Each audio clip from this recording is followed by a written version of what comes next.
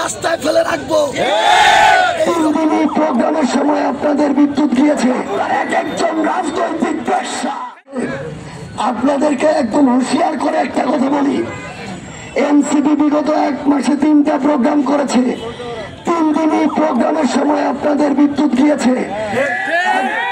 একদিন হয়তো 2 দিন হয়তো কিচ্ছু বলতাম না। ওয়ালটন এখন দেশের সীমানা পেরিয়ে পৌঁছে গিয়েছে 50টিরও বেশি দেশে। ওয়ালটন, ঘরে ঘরে, বিশ্বজুড়ে। যখন প্রত্যেকবার হয় আমরা মনে করি আপনারা এক একজন রাজনৈতিক পেশা, আপনারা রাজনৈতিক দেউলিয়া, আপনারা রাজনৈতিক চাটুকার, আপনারা রাজনৈতিক এক একজন তোষামতকারী পাচাটা।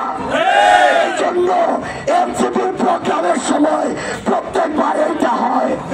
আমরা আজকের পর আমি সাজ্জুল সালাম এখানে ঘোষণা দিয়ে যাচ্ছি, এরপর থেকে কোন প্রতিষ্ঠান পঞ্চগড়ে যদি রাজনৈতিক পক্ষপাতমূলক আচরণ করে ওই প্রতিষ্ঠান এই পঞ্চগড়ে থাকবে না। আমার নিজের সাথে নিজের কমিটমেন্ট। আপনাদের মতো দেউলিয়ারা নিজের আখের গুছানো শুরু করেন। এটা পঞ্চগড়, আপনার এই দেউলিয়াত্মপনা দেখানোর অন্য কোনো জায়গা না। তুমি হাসিনার মতো স্বৈরাচারকে গোড়ায় ধরি নাই, তোর মতো জেলার বিভাগের নেতৃত্ব দায়িত্বশীলদেরকে গোড়ায় ধরার টাইম নাই। আমি এখান থেকে বেরোয় দেখে নেব এরা এখানে কিভাবে এই পক্ষপাতমূলক আচরণ করে এই পঞ্চগড়ে তারা অবস্থান করে। এই জায়গা থেকে সরে আসি।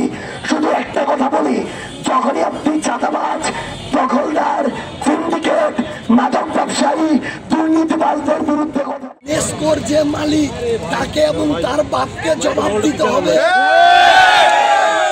প্রোগ্রামের সময় এটা হয়, একদিন হয়তো 2 দিন হয়তো কিচ্ছু বলতাম না, 3 দিনের 3 দিনই এটা হয়েছে। যারা এটা করছে তারা হচ্ছে রাজনৈতিক পেশা। এই রাজনৈতিক দেউলিয়াদেরকে আমরা দেখে নিব তাদের কলিজা কত বড় হয়েছে। কলিজা ছিঁড়ে রাস্তায় ফেলে রাখবো। এই রকমের যদি রাজনৈতিক দেউলিয়াত্ব দেখায় একদম স্পষ্ট করে বলে দিলাম, এরপরে দেখে নিব এই জেলার নেসকোর দায়িত্বে কে, বাংলাদেশের নেসকোর দায়িত্বে কে আছে।